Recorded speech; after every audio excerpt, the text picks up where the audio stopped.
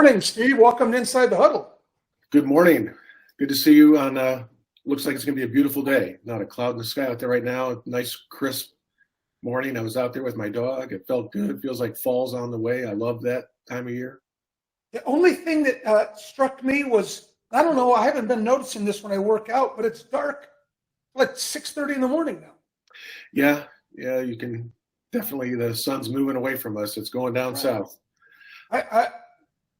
It hit me all of a sudden. I'm out there. I'm like, where the hell's the sun? I'm working out. I'm ready for a little sun coming up and start the beautiful day. Not happening. Yeah, it's going to be tough here, and then we have to roll the clocks here pretty soon, right? So fall back. Yeah, shorter days. Do that. What do we do? So I thought what we would do today, Sean, is we're heading into that time of year. It kind of reminded me this morning when I was out. It's Christmas is going to be here before you know it, right? I mean, in an instant it will be here, and we're heading into that time of year as agents begin to wind down what was 2021. They begin thinking about their goals for 2022, and I think something that is really it should be very, very simple is often complicated by a lot of noise. That, at least that's my opinion, and I'd love to hear what you think, but. Because you and I haven't really discussed this topic, have we? So this will be a really free-flowing conversation, but I'm of the opinion that there are too many people that try to influence real estate agents from outside our industry that create a lot of noise for our agents and make the whole concept of setting goals or even having a goal something that can be scary, if not so troublesome that agents don't go through the process. And so I'd like to talk about that today, and really with your help, get your feedback on that statement, and then try to help our agents identify the few things that are really important in any real estate agent's business plan, whether you're just starting out or you're performing at a very, very high level. I think the ingredients for a successful year in real estate should contain some very basic objectives, and I thought we would talk about that today and how to kind of reduce the ridiculous, reduce all that noise so that agents can be clearly focused. I agree with you. Everything except one thing you said, where the agents begin winding down 2021. Yeah. And I always find this interesting when I talk to agents and ask them the slowest month, and they say December. And it's not. The slowest month, generally speaking, is February. Yeah. Because the agents wound down in December and didn't do much of anything. What we want to be looking at in the fourth quarter is how are we accelerating so that when we break into the new year, we've got all this momentum and we don't come in with a big January real estate hangover of an empty pipeline. Right. And that's the business plan I love. That's why we do it in October, right? Yeah. And usually it's the lowest hanging fruit on this whole process to me. And so I'll kick off one of the first things that I think an agent a number that they should know. And the cool thing about this is it's really easy to get your hands on it. It just takes a little bit of time for you to take a couple steps back. You have to unplug from your day-to-day and just spend maybe 2 or 3 hours here in this space. And forevermore going forward, you're going to want to denote this one thing. So when you begin to think about 2022, it's really important for you to know where your business came from and why. So it seems elementary. It seems, well, of course I know, you know off the top of your mind, but you need to know as a percentage of your business where that business came from and why, because it'll do a couple of things. First, it's going to tell you where you're having success, whether it's referral based, part of your marketing, your lead generation strategies for maybe expires or for sale by owners or past clients, whatever that is. It's really important to know where your business comes from and why. Sean, thoughts on that? I mean, before we switch gears? There's no question. If we're talking about creating a map, we need to know what ground we've already traveled. And it's not really, we think a lot of things are on the top of our head, but that's not how we run a business. We need, one of the great things about what you're talking about is where are we getting high conversion and where do we expect high conversion and we're not getting it? If you don't know where it's coming from, then you don't know what you need to work on. Exactly. I mean, it can reveal your opportunities, can it? I mean, like you could say, well, I'm doing this really, really well. Like I have a plan where maybe I'm mailing my past clients or my spheres of influence. They hear from me 12, 13, 14, whatever the number is, 14 times a year. And as a result, 23, 43, 33% of my business is coming from that bucket. And then you look over here at the other parts of your lead generation model, and you're deficient. So you didn't really pick up any businesses from those stable pipelines. So like whether it's lead generation through farming or a geographic farm, a farm area, a neighborhood, right? And you've done nothing there. So there's an opportunity with some proper coaching to say, well, what should that messaging be? What's the call to action? Because so many pieces, again, don't want to switch gears, but so many pieces that go into communities have no call to action. And so they're largely effective. Yeah. You have to close a whole nother problem. Yeah. You know, the other part of this that you're alluding to is we also are spending money as agents. And if we're not tracking, okay, it's the end of the year. What did I spend and where did my business come from? I had a client in the Midwest. This was almost 3 years ago now. The first thing we did is sit down and go over her numbers. She was spending 54% of her GCI. 54% in marketing. She had no idea. She wasn't tracking it. We had to change it. We never spend more than 30% on total business expenses. But we have to know where we're spending our money and where it's coming from to even make those decisions. Right. You know, to me, an effective business plan is one that doesn't tell you everything you have to do, which is what a lot of them do. But it tells you what your priorities are and what's most important. And so to me, it's like an old saying that I heard from way back from a mentor I had years ago, but it goes something like purpose without priority is powerless. Mm-hmm. And so you really have to not be focusing on everything that needs to be done, but the few things that need to be done. And that leads me to, another, not what you need to be tracking, but just as a little footnote, side note, if you have a goal, every goal that you have, and I would suggest that you try to focus on 3 big goals for your business this year, and not a whole lot more. If you end up with 5 and you're a veteran and goal setting and goal planning to you is like duck soup, so be it. But if you're somebody like a lot of folks, myself included, where I had to hit every fence post flying down the road at 100 miles an hour to figure out, hey, my ceiling of achievement with my natural abilities is only going to take me so far. And if I'm not focusing on some really key priorities in my business, I'm never going to be what I can be. I'm just going to be contained within my core competence. And so if I have a goal, then what I want to know are what are the 3 priorities that I need to focus on to achieve that objective, right? So my goal might be to increase my business by 100,000 in GCI. Well, what would be the 3 priorities? Because magic comes in threes. We've always heard this, close 3 times, right? I mean, it asserts itself in just about everything. But what are your 3 priorities? I'm sorry? The law of few things. There's generally only 3 things necessary for any accomplishment. Yeah, that's why I'm saying, again, focus on 3 big rocks this year. Right. But if going back, if your goal is to increase your GCI, what are the 3 priorities that I need to be laser focused in on to support that objective? And then what are the 5 strategies I'm going to implement or execute to achieve that endeavor? And to me, that is one piece of, just a bonus off to the side there, that how I look at it when I look at my 3 big rocks. What's my goal? What are my 3 priorities to support that goal? And then what are the 5 strategies that I'm going to implement to achieve that objective? The beauty of creating that is that you do end up with a day-to-day plan.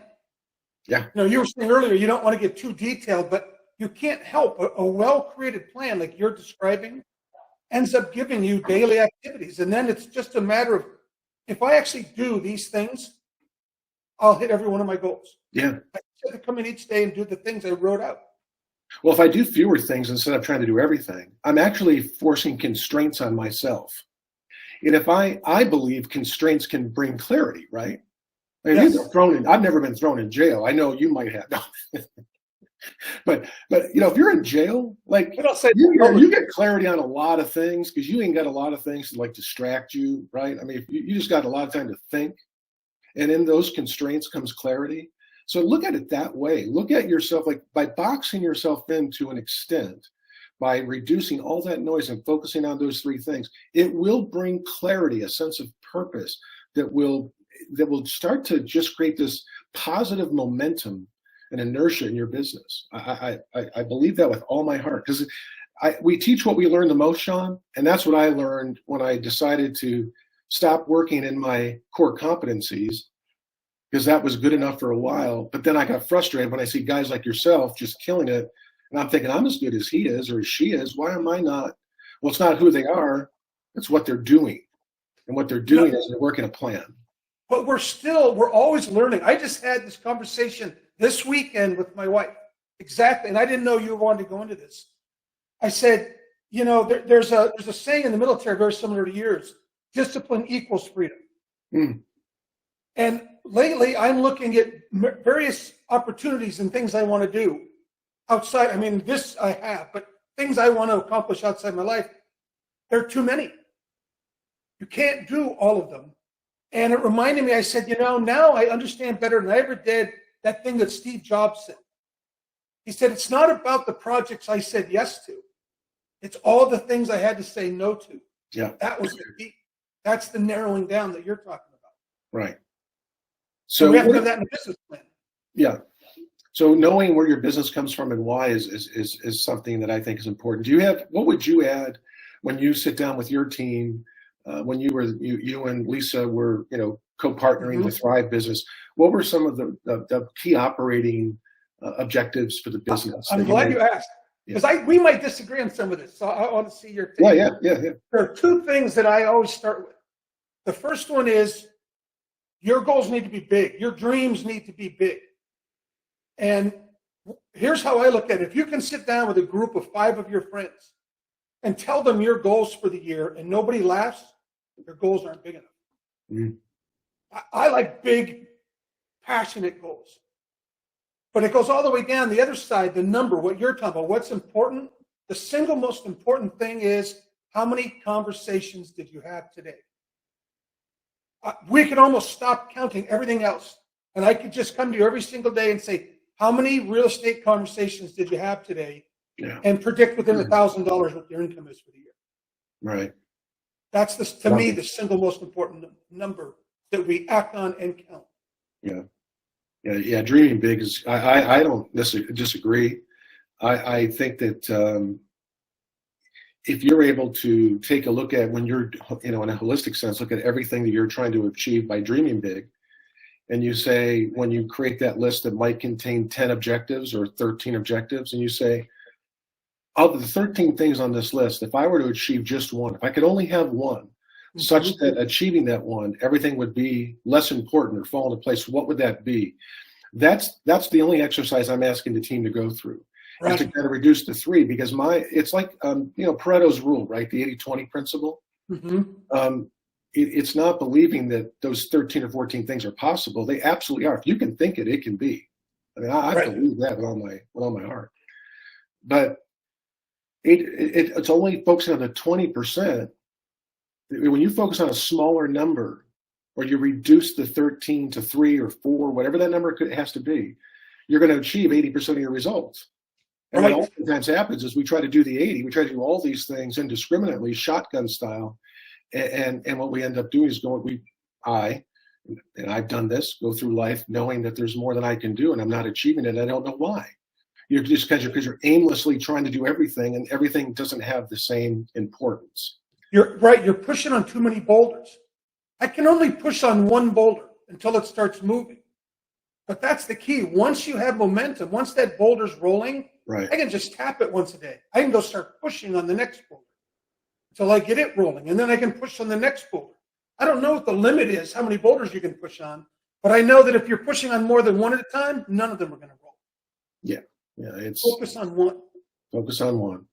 Now, I want to clarify something too about conversations, because I think this is important in our industry. And you mentioned there's a lot of outside people who try to get involved in agents' business. There's an old saying, I hope everybody thinks this is funny and not offensive: you'll never go broke selling shit to real estate agents. It's just part of our industry. There's so much going on. We're always looking for that next shiny object. What most people talk about, especially outside the industry, is contacts. How many people did you talk to today? I find that less than meaningless. There are people who will go and talk to 100 people a day. Did you get any appointments? No. Well, it was kind of a wasted day then, wasn't it? So that's why I talk about conversations. A conversation means you are attempting to get an appointment. You may not even get to ask for it, or you might ask for it and they say no. That's okay. Was your focus on, is there a need here that I can help with? And let me try and set an appointment to find out. How many of those do you have a day? And you know what the number usually is? 2, 3. That's all you need to be producing, probably beyond whatever your goals are right now. Now, you might not need to talk to 20 or 30 people to have 2 or 3 conversations. But it's very important, not just how many times we talk to people, but what we're saying and what the objective of the conversation is. Absolutely. Yeah, nothing to add to that. One thing I'll say is that one of the difficulties in seeing clearly is that we focus so much on what's not working that which is, and again, we put so much energy towards that it is an absolute energy leak. And when I meet with folks, they'll say the right things in a goal setting meeting. I want to achieve this, this, this, and this. Okay, now tell me where you're spending your time. When I ask, because I believe where you spend your time is what you value. So you can't say I'm about trying to strike balance so that I can be with my family, but I see you working 60 hours a week and missing the kids' soccer games or the baseball games or the date night with the wife or husband. I'm not seeing that. So where you spend your time is what you value. So if you truly are about achieving these goals, it's important to know you may have to show up in the world differently. Starts in us. Yeah, like you may have to show up differently to start 2022. And you have to be ready for that. That's a great point. Actions denote priorities. And most of us get caught up in this business especially, which is such a time. Real estate will take 24 hours a day if you give it 24 hours. And most of us get into a life where we work and then try to fit life in around it. And that is ass backwards. Right. Our job in life is to live life. Set up priorities like family or community, and then fit work around it. And it's doable if the course of the day is on actions that actually produce results. Like you said, the 20% that generate the 80% of our success. Right. But how much time do we spend? You, me, everybody. I'm talking to myself as much as anyone else. We spend a whole lot of time on unimportant activities because either it's what's in front of us or it's what's screaming the loudest, which is not how you set priorities. Unless you're a fireman, that's not how you set priorities. Right. But we tend to act that way, and we waste a lot of time. Going back to the numbers, and kind of toggling back and forth here, that I think is important, that I think agents, they think they know this number, but it's important when they goal plan is, what is your cost of sale? I mean, what is your average commission rate per deal? Mm-hmm. And, it's important to know what your average sales price has been trending over the last 12 months, year over year. Like, am I increasing my average sales price or is it contracting? What's my average commission income? That's you taking all your expenses, you're split with Compass, that leaves you with a net number. What is that number? And if you set a goal for production, right, the easiest way to reduce the noise of big numbers is to try to pin it down to a unit so that you know that I have to get so many units. Again, that is getting clearly focused so that when you do your business plan, you're not having to get sick like I would be when I was selling real estate, looking at what my bank account saying, God, I thought I was supposed to be here. It's not. Getting depressed, getting distracted, going off, feeling sorry for myself, which is an expensive hobby, right? Instead of going back to, okay, what was my number? Now, how do I reset to go from 3 units to 4? I've got to hit that number. That's one thing that will make your life infinitely easier and less depressing when you're able to reduce it to the smallest common thing that you can track. So it's really important. Plus, it's important to know, if your commission rate is contracting, it's important to know like why that's happening. So if your average cost of sale is going from, let's say, $5,000 a closing down to $4,500, what's causing that? And if it could be concessions, commission reductions, some of these things may be coming from, they may be legitimate. It may be absolutely legitimate. I might add that. I'm not saying, oh, you're bad because you went from 5 to 45. It's just important to acknowledge it so that you can reset. Because if you've got in your mind, you have an average and that's always going to be that, but the world is showing up differently for you, or for you to be competitive, you're making these concessions, then it's going to affect your unit counts. That's why I say it's important to know the numbers that way, because again, if you're focusing on a unit number versus dollar number, I promise you, your life will be, you're going to be less depressed. Well, you're bringing up something where managers or coaching makes a big difference. Yeah. Because like you said, what you focus on, what's in my bank account, what's happening to my GCI, that's an outcome. It's always a mistake to focus on the outcome. That was the goal. You set a goal, but the focus has to be on the effort. So like you said, my GCI on average is dropping. Well, is that because of what's happening in the market? I need to increase production. Or is it because I'm not holding my value in negotiations? That's scripting. Or is it because I'm changing market price? There's different reasons, and that's where the focus has to be, to figure out what's happening, and then you can come up with a solution. Focusing on outcomes always leads to heartache, or worse, to a false sense of, wow, look what I'm doing, which that would disappear very quickly too. Yeah. What would be another, again, I throw out a couple, is there any other number that you would think would be important for an agent to put into their bucket of possibilities as they focus to try to get to their 3 or 4 big rocks? Your personal conversion number. Yeah. Knowing, as you said, here's where my business is coming from, or where my business is going to come from next year. Okay, that's great. That's a start. Now, what's your conversion at that? Because everyone has a different conversion level. And I'm not saying there's a right or wrong, but if you don't know what it is, how do you know what your activity level needs to be to hit your goals? Right. And that comes from knowing last year's numbers, right? I converted 60% of all my listing appointments into actual listings. Fantastic. Now we can do some basic math and know how many listing appointments you need in order to get the number of closings you want. And from there, all we have to calculate is how many conversations you need in order to get a listing appointment. It always comes down to a daily action step. It's relatively simple, like you said. Now we know the one thing I have to do today is go talk to 4 people and look for an appointment. Yeah, what we're talking about, and it's in the umbrella underneath all of this, is just having a relationship with your goals, and not just putting down a wonderfully thoughtful, what's the word, speedometer or dashboard for you to look at, but to then store it somewhere where it's not in plain sight, or that it's not being tracked. To me, is just, what's the point of the act? Don't even bother. Like you just wasted however many hours it took to produce the document. It's got to be something that is so simple that you can share it with the people that care about you the most. I mean, imagine how happy I'd be. And I see John Rice on the screen, so I'll pick on him for a second, because John, and by the way, is a purposeful guy, and I know he works hard in his business. But this isn't a but for John, it's just a but. What I'd love to see is an agent say, these are my 3 things I need your help with this year.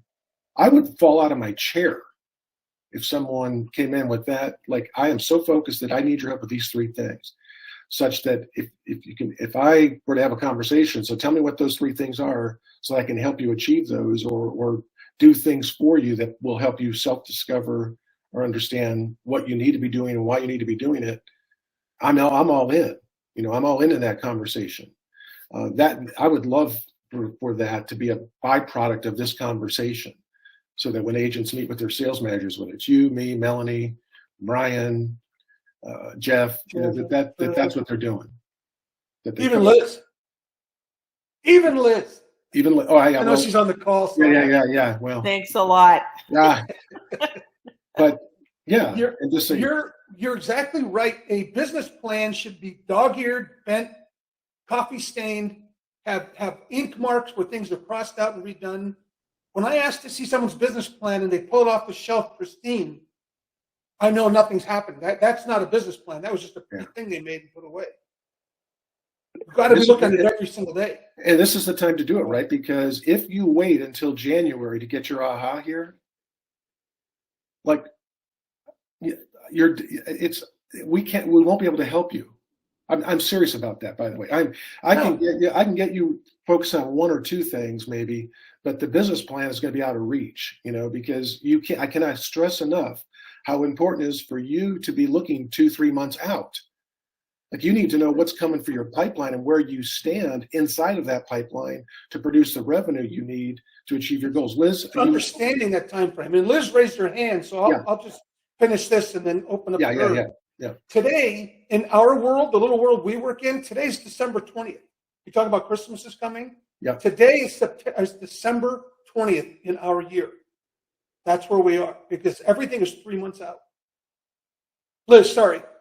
That's okay. I was just going to say, one of the things to Steve's point, when I started teaching goal setting way back, like in '89, one of the steps that no one ever talks about anymore besides setting your plan is getting the person who's going to support your plans buy-in on it, so that you've delivered it to them so that they can help you and support you through it.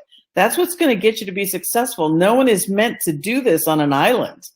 So to Steve's point, pull your manager in and say, hey, this is my plan. This is what I want to achieve today, and get their buy-in and get their help and get their support, because that step is so important. Whether it's your spouse, whether it's, a dear friend, your sales manager should definitely be a part of that, because they know the business inside and out, can support that goal. And I think getting support for that goal is a step that no one ever talks about anymore, and I find is the most important step. The beauty of that step, Liz, is that people have lived before us. Correct. And the beauty of asking questions is it helps you get answers faster. Correct. And we've all gotten support from people. Think about who helped you, Steve. I've seen you do it in your classes. Here's the people that supported me. I know, and I can identify who the people are that supported me. So because I asked for help, and because I paid attention, and I didn't want to let them down, whatever it was that was motivating to me, but having someone else buy in and support me was really important. Speaking of creating business plans and getting buy-in with your managers, that is actually coming up. That's going to be October's regional sales meeting.